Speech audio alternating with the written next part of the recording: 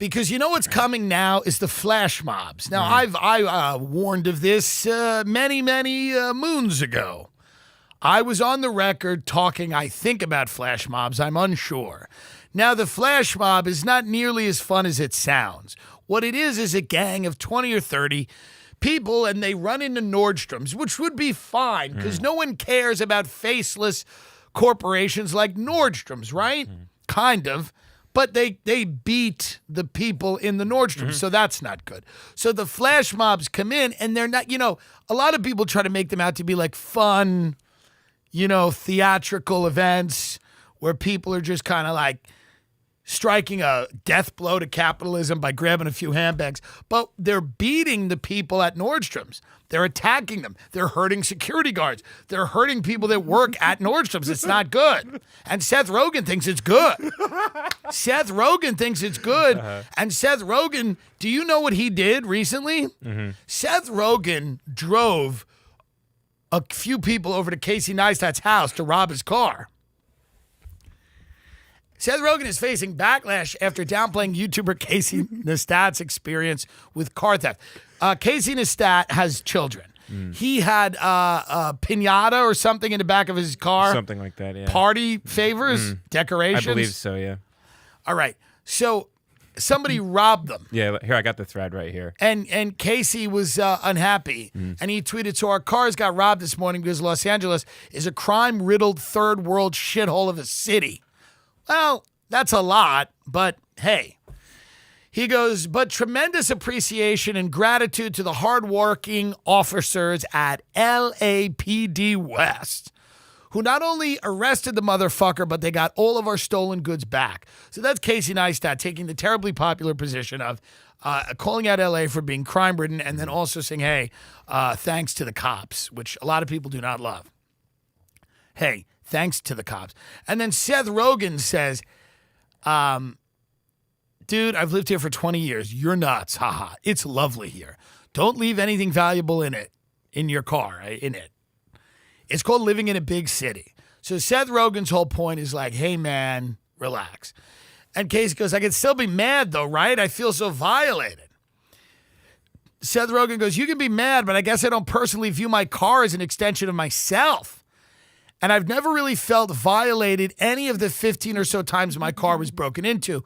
Once a guy accidentally left a cool knife in my car, so if it keeps happening, you might get a little treat. So Seth Rogen is high, as usual, right? He's always high, right? That's his thing. Yeah. He's a drug addict. Yeah, he's like a weed company. He likes drugs. Yeah, There's nothing wrong with it. He's addicted to drugs, probably.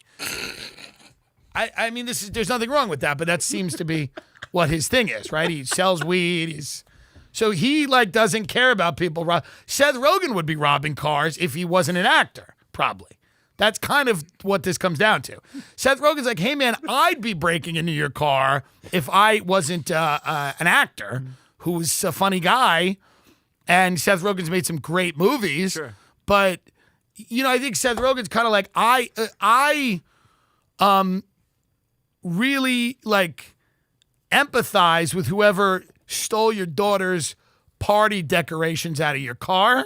Because, frankly, I would be doing something similar if I wasn't a multi-millionaire. Seth is kind of an example of a guy who seems to have he's run so far to the left, he's in self-parody. It's not even real anymore.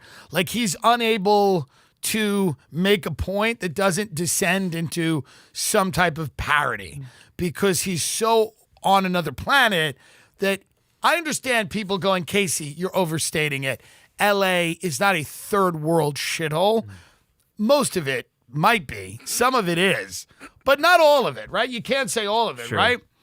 And I understand Seth Rogen being like, hey, man, that was a little bit much. But then Seth Rogen being like, I don't view my car as an extension of myself. Well, what if someone put a gun to your head and made you get out of it? And they stole it. Because here's the deal. Seth Rogen doesn't need to view his car as an extension of himself because he's rich. See, rich people don't care about cars because they can get new ones. They can, have a driver pick them up. It doesn't really matter. But if all you owned is a car, now certain people, all they own, now this may surprise Seth Rogen. I'm sure it wouldn't. I'm sure he knows. But all certain people own is a car. Now, Casey Neistat is not one of those people. He owns more than, this is why it's tough, right? Yeah, sure. It's tough. It's like the comics who are commenting on me and Michael Che. It's like two guys with a lot of money upset at each other, and then some guy eating rats being like, oh, one day he's going to win. It's, some people just have a car. So when your car is broken into, to some people, it's not nothing. It's something.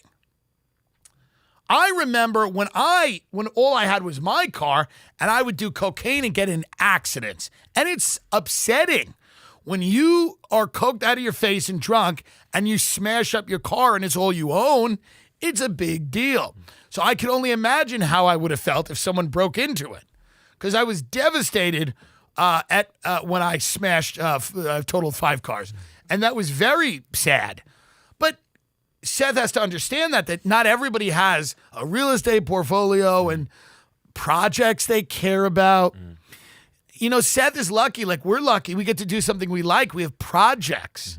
And people care about projects and things you get to see come to fruition, things you can start and pour your mind and body and soul into, and then love and curate, and then see them go from nothing to something. They're movies and books and whatever.